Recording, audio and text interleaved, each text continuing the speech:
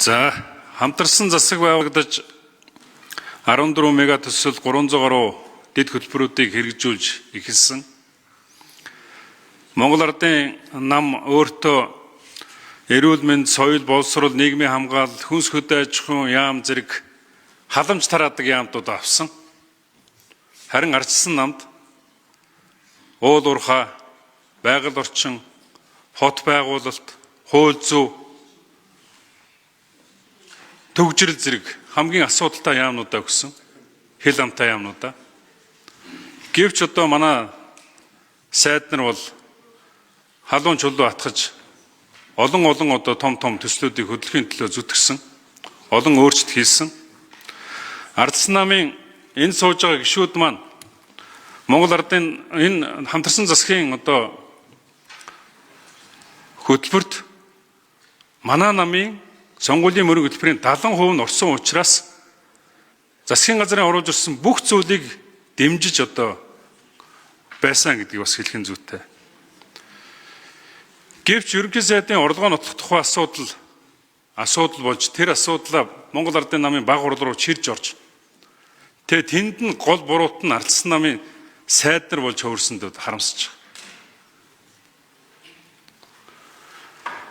Тэгээ энэ юунаас шалтгаалж байгаа нөхдөр ерөөсөө энэ ард иргэд дотор бизнесийн дотор энэ ардсан намар л ажил хийдэм байна гэдэг ийм яриа маш их явсан учраас энэ ардсан намыг засгаас хөөж гарах үндсэн шалтгаан болсон гэж би үзэж байгаа. Нэгэнт та нар ингэж устэрж байгаа бол бид ч гэсэн устэрж байна.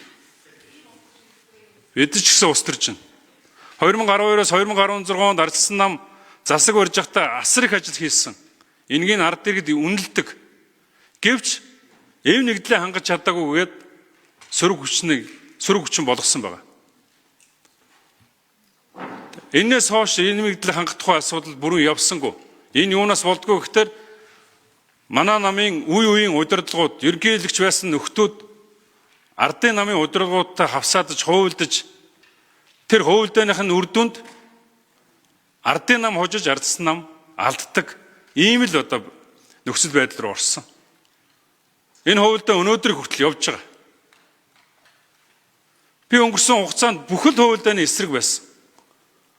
Мегомбын инкулдыг их хурлын дарга болоход огцроход, Эрдэнэтийг ерөнхий сайд болоход огцроход, Хөрөсхийг ерөнхий сайд болоход огцроход, хоёрд нь ерөнхий сайдыг 2 удаа томилогдоход нь хоёуланд нь бүгдэнд нь одоо эсэргүүцэж би саналаа өгч байсан.